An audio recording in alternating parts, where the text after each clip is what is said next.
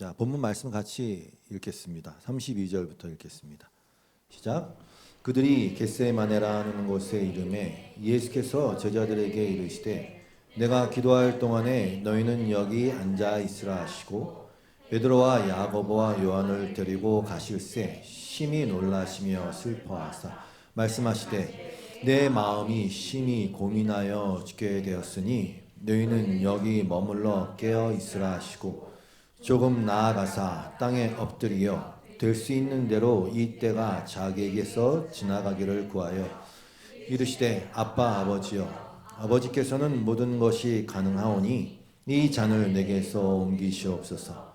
그러나 나의 원대로 마시옵고 아버지의 원대로 하옵소서 하시고 돌아오사 제자들이 자는 것을 보시고 베드로에게 말씀하시되 시몬아 자느냐 네가 한 시간도 깨어 있을 수 없더냐 시험에 들지 않게 깨어 있어 기도하라.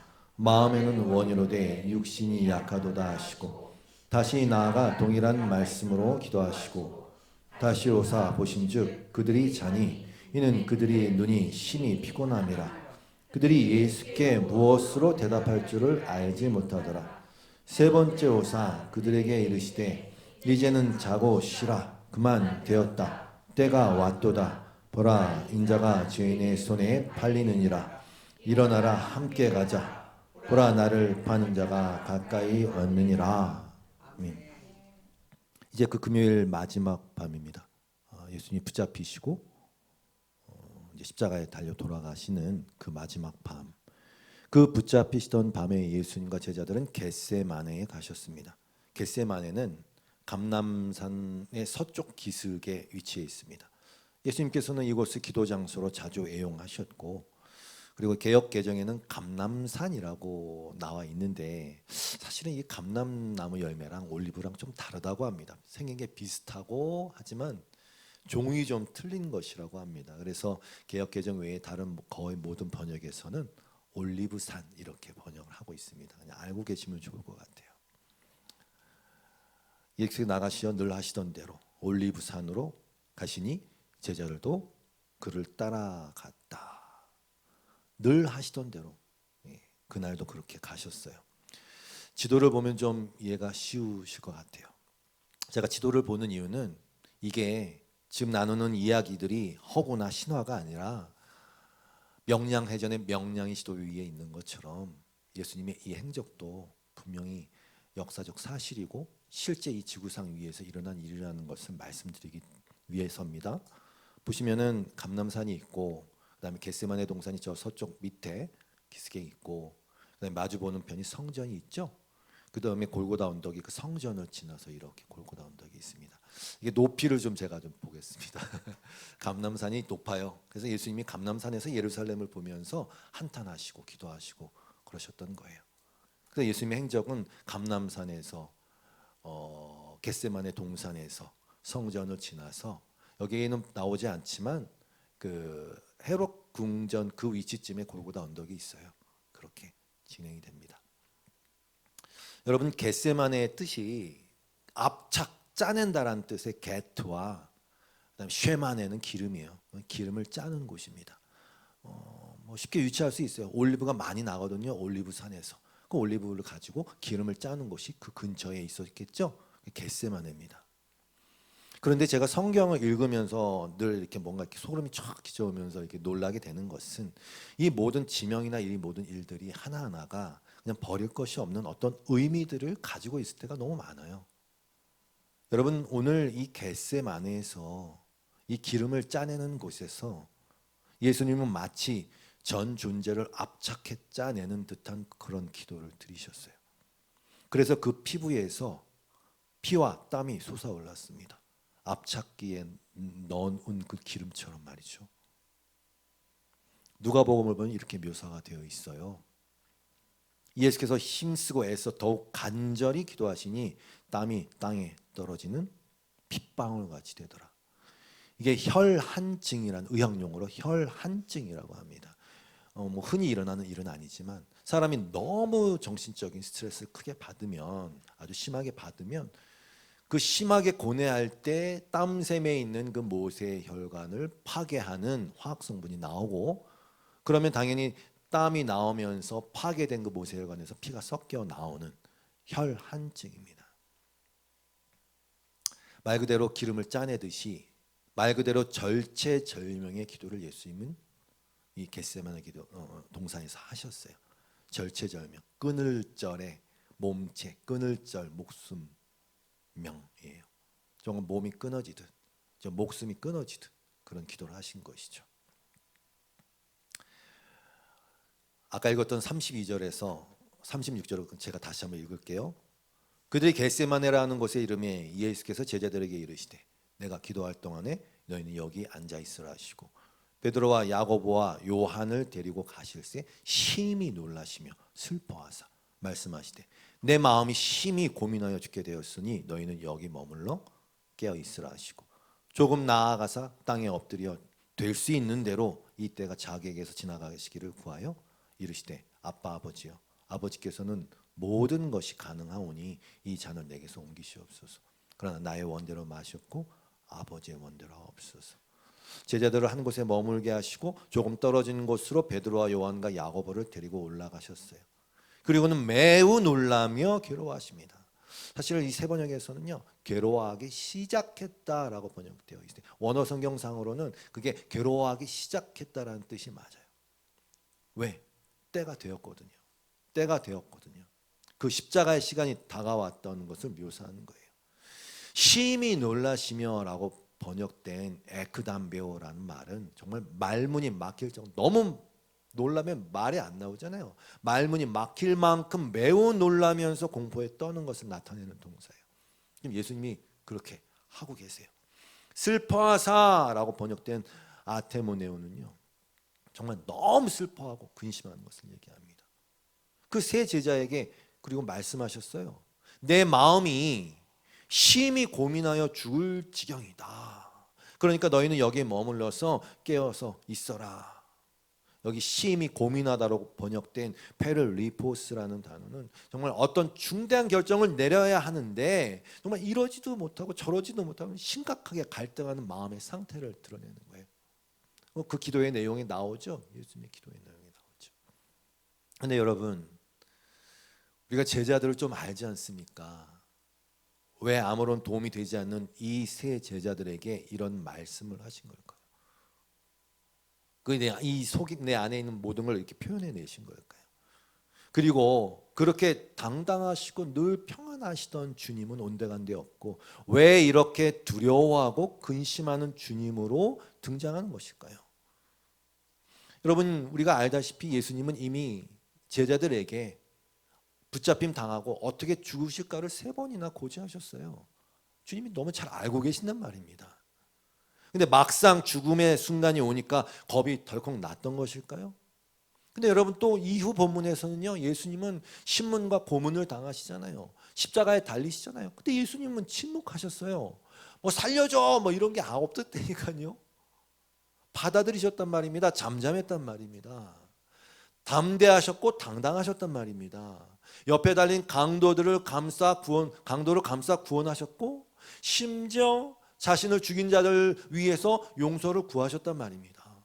근데 왜 이 부분에서는 이렇게 심히 고민하고 죽게 되었다 얘기하시고. 그러니까 성도 여러분 단순히 그 고통과 그 죽음을 두려워한 행동이라고 하기에는 너무가 앞뒤가 안 맞죠. 그게 아니에요. 이건 단순한 죽음의 문제 때문에 그런 것이 아닙니다. 이것은 버림받음의 문제 때문에 그래요. 그 십자가에서 외치신 거예요. 엘리 엘리 라마 사박다니 어찌해서 나를 버리십니까? 네, 버림받음의 문제이기 때문에 그래요. 단순히 목숨을 내놓는 문제가 아니란 말입니다. 죄의 삭신 사망은 단순히 육체의 죽음에서 끝나는 그런 문제가 아니기 때문이라는 것을 또 넌지시 드러내시고 있는 것입니다. 이걸 잘 이해하셔야 됩니다. 여러분 뉴스나 영화나 혹은 역사적 사실 가운데 그렇게 죽음을 불사하던 용맹하고 담대한 용사들이 많이 있었어요. 죽일 테면 죽여라. 꿈쩍도 하지 않는 속으로 떨지언정. 그런데 그렇게 담대한 용사가 자기 자식을 볼모 삼아서 협박하는 것에는 꼼짝 못하는 그런 모습들을 보게 되죠. 내가 죽는 건 괜찮아요. 자식이 잘못되는 건 못 보는 것이죠. 내가 죽는 건 괜찮아요. 사랑하는 부모님이 그렇게 당하는 것은 못 보는 것이죠. 그게 사랑하는 사람의 당연한 마음의 감정의 상태예요.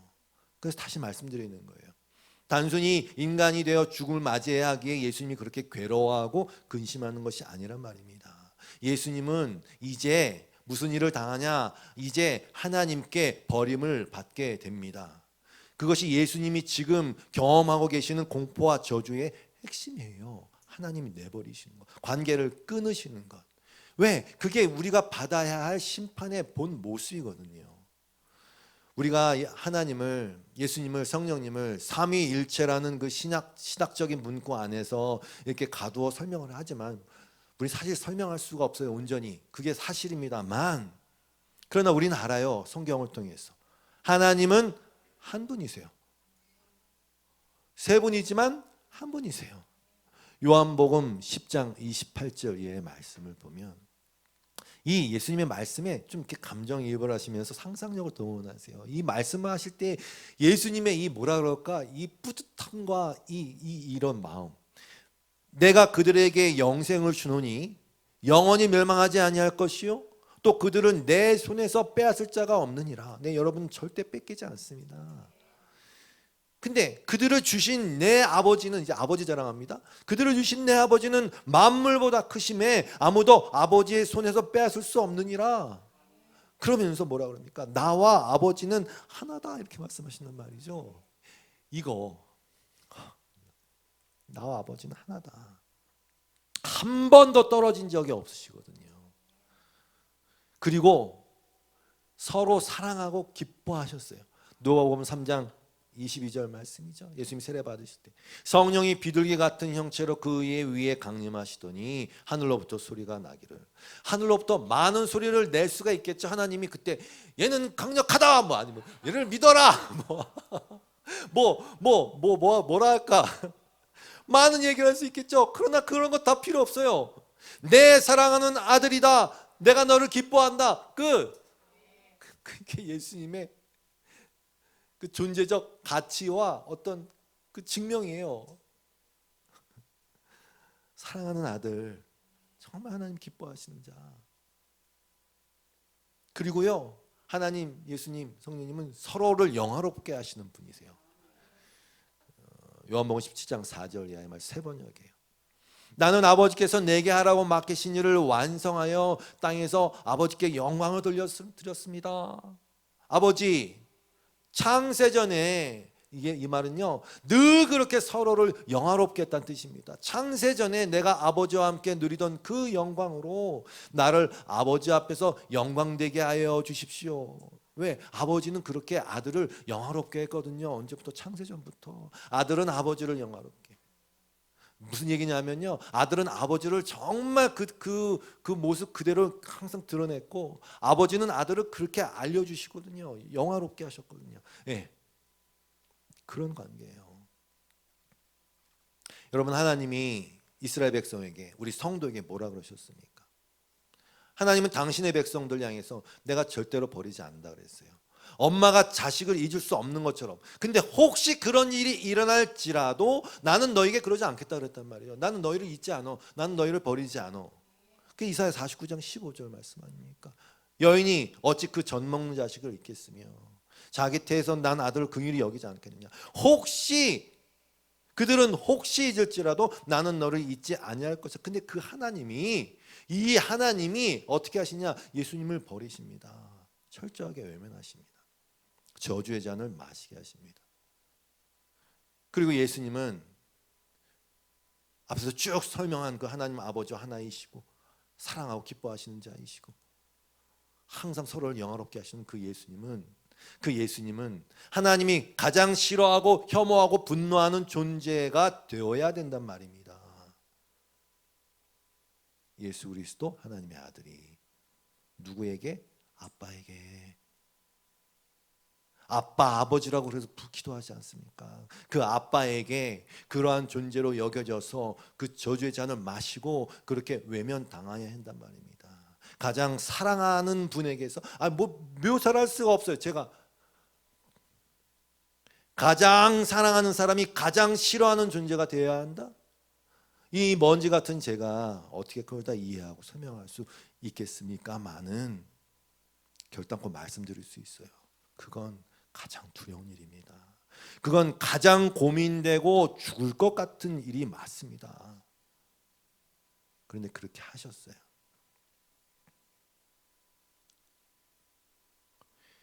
예수님의 이러한 표현은 그분이 진짜 우리가 되셨다는 걸 말하는 거예요.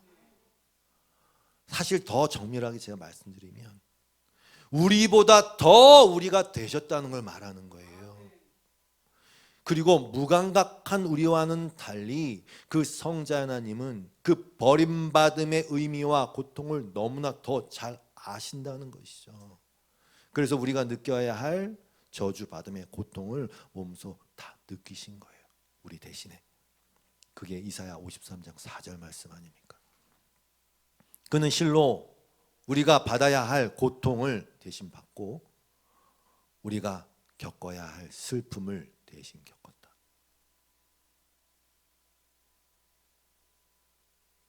그러나 우리는 여전히 모르죠. 그냥 이렇게 보통 이렇게 해석을 하더라고요. 인간이 되셔서 인간적인 고통을 그렇게 경험하신 거야. 죽음 앞에서 떠신 거야. 아니요. 그게 아니에요. 그러나 우리는 그가 징벌을 받아서 하나님에게 맞으며 고난을 받는다고 생각하였다. 그럼 우리는 이 예수님의 절체절명의 기도에서 두 가지를 잊어서는 안 돼요. 첫 번째, 예수님의 그 고통은 뭘 표현하는 것이냐? 하나님 아버지를 얼마나 사랑했는지를 표현하는 거예요. 그 사랑이 너무 크면 클수록 그 버림받음도 너무 고통스러운 거예요. 그걸 드러내는 거란 말입니다. 지금 아빠 아버지 있게 기도하면서 그 사랑하시는 하나님으로부터 버림받은 그 고통을 겪으신 거예요. 그리고 우리가 겪어야 할 그 고통과 슬픔을 대신 겪었고, 아니 그 이상의 것을 겪으신 거예요. 그리고 두 번째, 그렇게 하실 정도로 우리에게 사랑을 쏟아 부으셨다는 것입니다.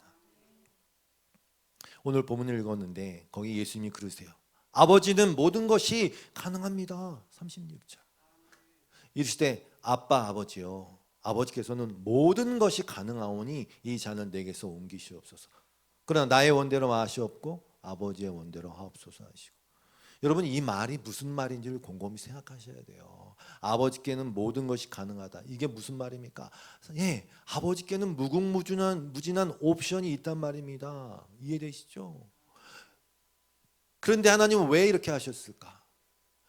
아버지께는 모든 게 가능해요. 무궁무진한 옵션들이 있어요. 근데 하나님은 왜 그걸 다 제껴주고 그 사랑하는 관계를 깨뜨려 버리고, 그러니까 깨뜨려진 건 아니지만 그것을 외면하고 그 사랑하는 아들 예수 그리스도가 그 저주의 잔을 마시게 하는 그 방법을 왜 하셨냔 말입니다. 모든 것이 가능한데 단순합니다. 이 길밖에 없어요.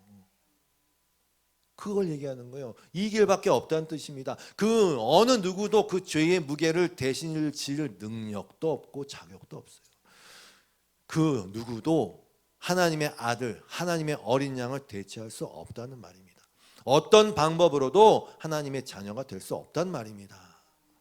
아들이 되는 길은 아들이 사람이 돼서 그 사람이 다시 아들이 되는 길 뿐이에요. 우리는 거기에 합쳐지는 거지. 하나님은 모든 것이 가능해요. 다 없애버릴 수도 있어요. 아예 없었던 걸로 할 수도 있어요. 기억조차 못하게 할 수도 있어요. 그럼 아무 일도 없는 거예요. 그러나 그렇게 못하셨어요. 딱 이 한 가지 방법밖에 없어요. 그리고 그 사랑, 하나님의 사랑이 그 유일한 이유입니다.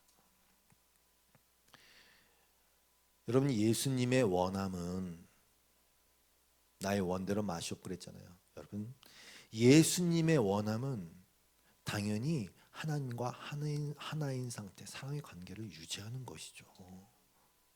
달리 예수님이 뭘 원하겠습니까?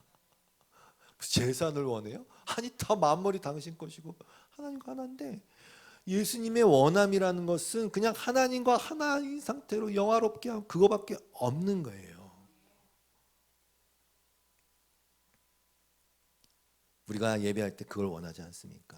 아버지를 영화롭게 하는 게. 그게 딱 그거 원하는 거예요. 성부 하나님을, 아버지를 영화롭게 하는 것. 그런데 그럼에도 불구하고 아버지의 뜻대로 되기를 구했단 말입니다. 그러니까 이거를 그냥 단순히 내가 원하는 것은 이 고통을 당하지 않고 내가 원하는 것은 죽지 않고 그냥 단순하게 생각하지 마세요. 아버지와 늘 항상 함께 있는 걸 당연히 원하셨는데 그거를 포기하시고 아버지의 뜻대로 되기를 구했다는 말입니다. 이 모든 예수님의 말과 행동은 다 그러니까 뭘 드러내는 거냐면 하나님을 정말 사랑하고 하나님을 영화롭게 하는 것의 모든 표현이 거기 다 들어있는 거예요. 사실 그게 다예요. 자, 37절 오늘 본문 30절 제가 다시 한번 또 읽습니다. 돌아오사 제자들이 자는 것을 보시고 베드로에게 말씀하시되 시몬아 자느냐? 네가 한 시간도 깨어 있을 수 없더냐? 시험에 들지 않게 깨어 있어 기도하라. 마음에는 원이로되 육신이 약하도다 하시고 다시 나아가 동일한 말씀으로 기도하시고 다시 오사 보신즉 그들이 자니 이는 그들의 눈이 심히 피곤함이라. 그들이 예수께 무엇으로 대답할 줄을 알지 못하더라. 세 번째 오사 그들에게 이르시되 이제는 자고 쉬라. 그만 되었다. 때가 왔도다. 보라 인자가 죄인의 손에 팔리느니라. 여러분 베드로와 야고보와 요한을 왜 더 예수님 가까이 두셨을까요? 그냥 저의 감동에는 그냥 특별 관리인 것 같아요. 뭐 제가 다 알 수 없죠. 당연히 저는 예수님이 아닙니다. 예수님의 마음을 어떻게 다 헤아릴 수 있겠습니까? 이 세 제자가 사실 공통점이 있거든요. 이들은 성격이 다 한결같이 불같았어요. 베드로는 늘 앞장서길 좋아했고 하나님의 어린 양으로 오셔서 죽어야겠다는 예수님을 책망하고 가르칠 정도의 그런 성격의 사람이었습니다. 야고보와 요한도 별다르지 않았어요. 우리의 아들이라는 별명답게 그들 역시 예수님의 좌우 자리를 넘보는 자들이었고 그들을 무시하는 자들에게 하늘에서 불이 떨어지길 바라는 그런 자들이었단 말입니다. 예, 이 세 제자에게 정말 특별한 뭔가가 필요했어요. 어떤 자각이 필요합니다. 그들 자신을 바라볼 눈이 필요합니다. 그들 자신에 대한 깨달음이 필요한 거예요. 자신들의 오만과 교만에 대한 깨달음. 그들이 바로 눈앞에서 아주 가까이서 모든 소리를 들으면서 고통에 몸부림치는 예수님을 목격했어요. 아니 예수님이 그들에게 더욱더 적나라하게 보여주셨단 말이죠. 깨달아야죠. 예수님이 왜 오셨는지를. 그리고 그 과정, 그 낮아지심, 그 죽으심, 그 고통, 그 하나님과 분리되어지는 하나님의 아들의 고통을 목도해야죠. 더 가까이서. 그리고 깨달아야죠. 뭐를? 한낱 인간에 불과한 그들의 욕심이 이루어낼 따위의 그런 일이 아니라는 것을, 그들이 감당할 일이 아니라는 것을, 그러한 세상 영광의 자리가 아니라는 것을. 그 제자들이 봤을 때 그날 주님의 모습은 평소에 보던 주님과 너무 달랐던 모습이었겠죠. 죽을 것 같다고 말씀하시는 예수님을 상상이나 했겠습니까? 이 제자들이 죽은 자를 살렸는데, 오병이의 기적을 베풀었는데, 그 모습을 보여줬어요.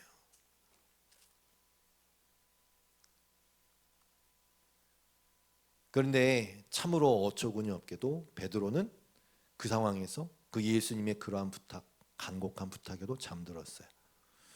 그 예수님 그러시잖아요. 시몬아 자느냐? 베드로라고 안 부르셨어요. 시몬아 자느냐? 그 예자, 그 예전의 베드로의 예전 모습, 시몬아 자느냐? 너가 나를 지켜준다고 늘 그렇게 입에 달고 살지 않았니? 나를 지킨다며 늘 그렇게 감옥에 갈지라도 죽을지언정 끝까지 함께 한다며 시몬아 자느냐? 여러분도 그런 생각이 드실 거예요. 내가 그 자리에 있었으면 절대로 졸지 않았을 거야. 절대로 자지 않았을 거야. 여러분 그런 말 안 하시는 게 좋습니다. 근데 여러분, 졸거나 주무시지 않을 수 있는 분은 하나님이에요. 시편 121편 3절 말씀 잘 아시잖아요. 여호와께서 너를 실족하지 아니하게 하시며 너를 지키시는 이가 졸지 아니하시리로다. 이스라엘을 지키시는 이는 졸지도 아니하시고 주무시지도 아니하시리로다. 여호와는 너를 지키시는 이라. 여호와께서 내 오른쪽에서 내 그늘이 되시나니 낮에 해가 너를 상하지 하게 하지 아니하며 밤의 달도 너를 해치지 아니하리로다. 여호와께서 너를 지켜 모든 환난을 면하게 하시면 또 내 영혼을 지키시리로다. 여호와께서 너의 출입을 지금부터 영원까지 지키시리로다. 종을 참고 주무시지 않는 분은 하나님 한 분밖에 없어요. 말씀하신 거예요. 시몬아, 안 잔다며. 알아야 된다니까요. 박살나야 돼요. 예수님은 그들을 깨우고 이렇게 말씀하셨어요. 오늘 본문 38절이에요. 시험에 들지 않게 깨어 있어 기도하라. 마음에는 원이로되 육신이 약하도다 하시고. 성도 여러분, 기도한 것이 깨어 있는 상태예요. 여러분, 이 말씀을 참 곰곰이 묵상해 보세요. 시험에 들면 기도하지 않습니다. 그러므로 시험에 들지 않으려면 깨어 있어야 합니다. 진리를 볼 줄 알아야 합니다. 눈꺼풀이 무겁다는 것이 단순히 야 너무 피곤해 갖고 눈이 막 가라앉는다, 뭐 헤라클레스도 못 든다면서요. 이 눈꺼풀은 옛날에 고교 얄개인가 이쑤시개 성냥개비 부러뜨렸고 여기다 탁 껴갖고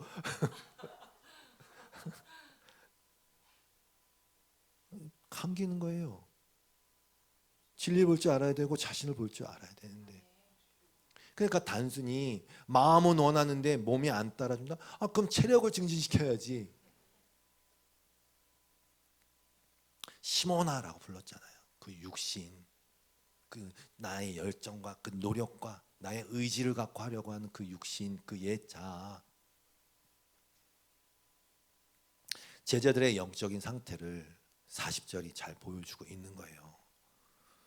다시 오사 보신즉 그들이 자니 이는 그들의 눈이 심히 피곤함이라. 그들이 예수께 무엇으로 대답할 줄을 알지 못하더라. 단순히 하루 일과가 너무 정신없고 예상치 못한 일이 막 벌어지고 제자 누가 날 팔 거다, 니들 중에 누가 나 막 정신없고 그랬고 고대서 눈꺼풀이 무거워서일 수도 있지만 그게 다가 아니에요. 사실은 그들은 지금 뭐가 뭔지 모르는 거예요. 예수님께도 뭘 할지도 모르는 거예요. 여러분, 그 상태에서 뭐라 기도합니까? 뭐라 기도할 줄 모르는 것입니다.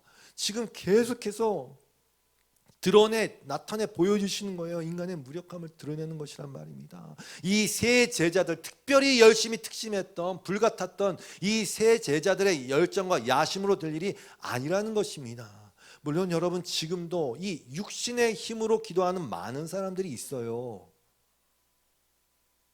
근데 제가 이 말씀을 빌어 말씀드릴게요. 사실 그들은 자신이 뭘 말하고 있는지 모르는 거예요. 기도는 마음으로 하고 영으로 하는 것입니다. 바울이 로마서 8장 26절에서 말씀하시잖아요. 이와 같이 성령도 우리의 연약함을 도우시나니 우리는 마땅히 기도할 바를 알지 못하나 오직 성령이 말할 수 없는 탄식으로 우리를 외치니 간구하시는, 그런 의미에서 우리가 마음으로도 기도하고 영으로도 기도한다고 말하는 거지, 무슨 꼭 방언 이런 걸 얘기하는 게 아니에요. 그 성령으로 기대해야 뭘 말하는지 뭘 구하는지 알고 구할 거 아닙니까? 하나님의 뜻이 뭔지를 알고 구할 거 아닙니까? 여러분, 이렇게 제자들은 자고 있었어요.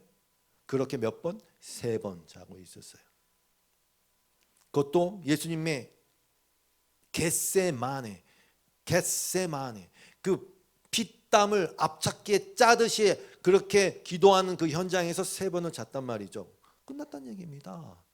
나중에는 주님을 3번 부인했습니다. 끝났다는 얘기입니다. 바로 이런 경험이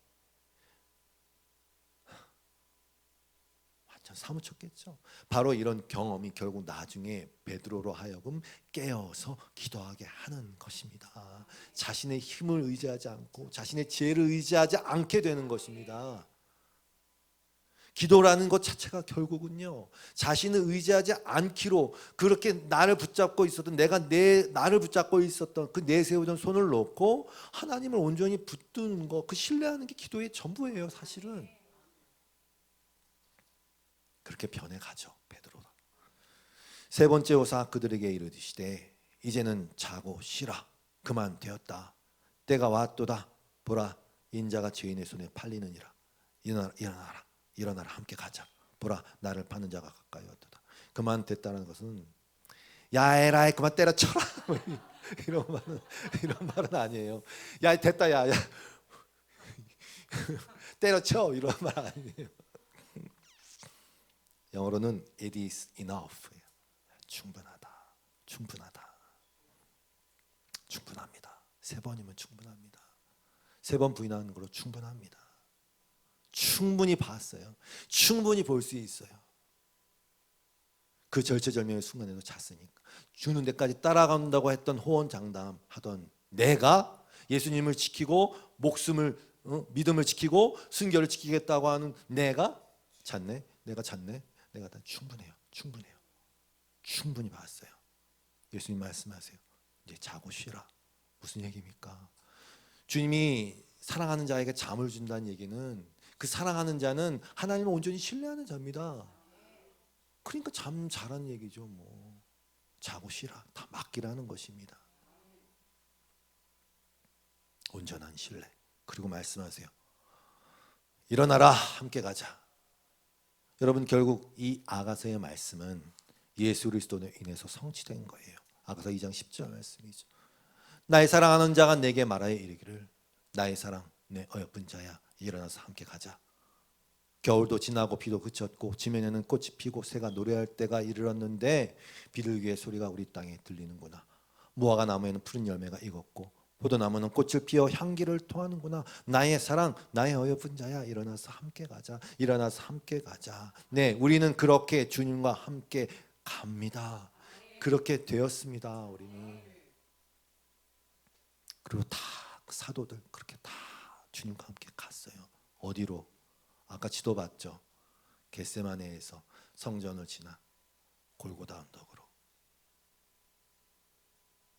그 길은 십자가와 부활의 영광이라는 길로 정해져 있는 거예요. 그 길로 펼쳐집니다. 우리도 그렇게 일어나서 함께 갑니다. 그리스도와 함께 십자가에 못 박히고 그리스도와 함께 부활하고 그리고 그리스도와 함께 영원히 사는 그 길로 우리를 초청하셨고 반드시 그렇게 이끌고 가십니다. 성도 여러분, 제자들은 지금 여전히 혼돈과 두려움의 상태에 있어요. 이제 제자들이 할 건 뭐냐? 이제 열심히 도망가고 이제 열심히 주님을 부인할 겁니다. 그러나 중요한 사실은 주님은 그렇지 않다는 것이요.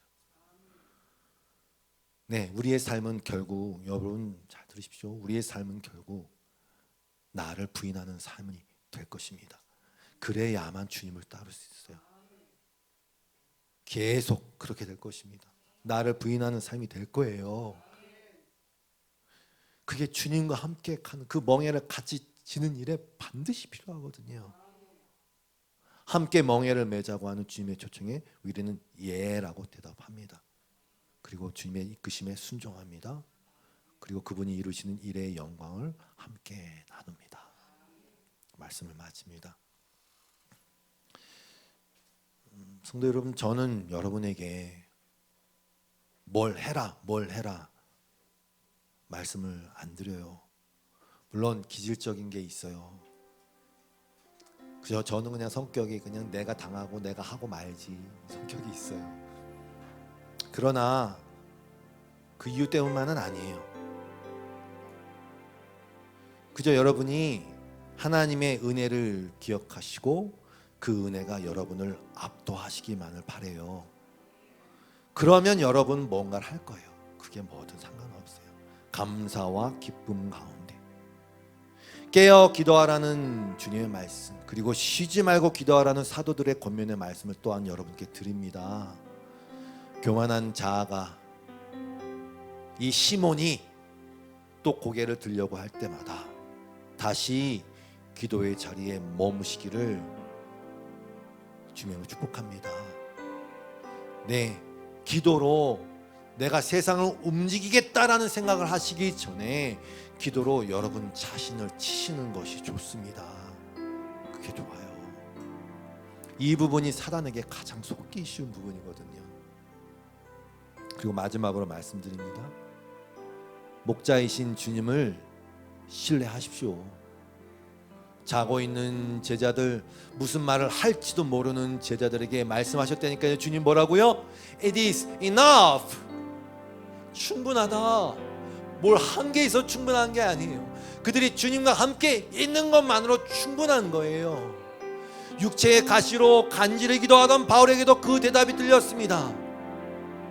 충분하다. 우리는 늘 그렇게 고백합니다. 주님은 나의 목자십니다. 내게 부족함이 없습니다. It is enough. 충분합니다. 주님이 나의 목자시니까. 사망의 음침한 골짜기로 걸어가는 것처럼 느껴질 때도, 연약한 나의 예자가 나를 휘두르고 내가 거기에 휘둘리는 것 같은 그 순간에도 여전히 주님은 우리를 푸른 초장과 쉴만한 물가로 인도하고 계시는 것입니다. 이제 자고 쉬라. 충분하다 말씀하신 것입니다. 겟세마네의 기도는 말합니다. 뭐를? 충분하다. 하나님의 사랑이다. 충분하다. 언제나 늘 영원히 충분하다. 그리스도는 모든 만물의 충만이십니다. 할렐루야. 주님과 늘 함께 동행하며 기쁨을 누리시길 주님으로 축복합니다. 우리 찬양하고 기도하고 마치겠습니다. 예수 사랑해요.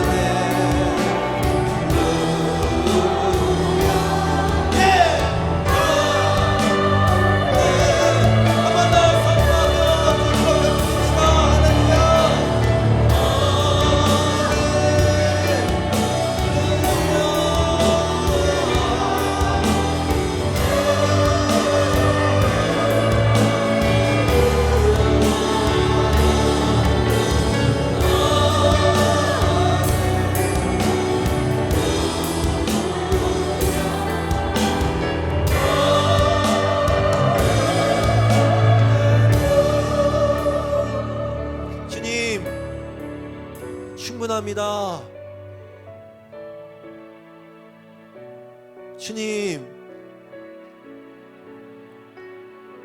주님만을 신뢰합니다. 다 주셨습니다. 주님은 다 주셨습니다. 다 주셨습니다.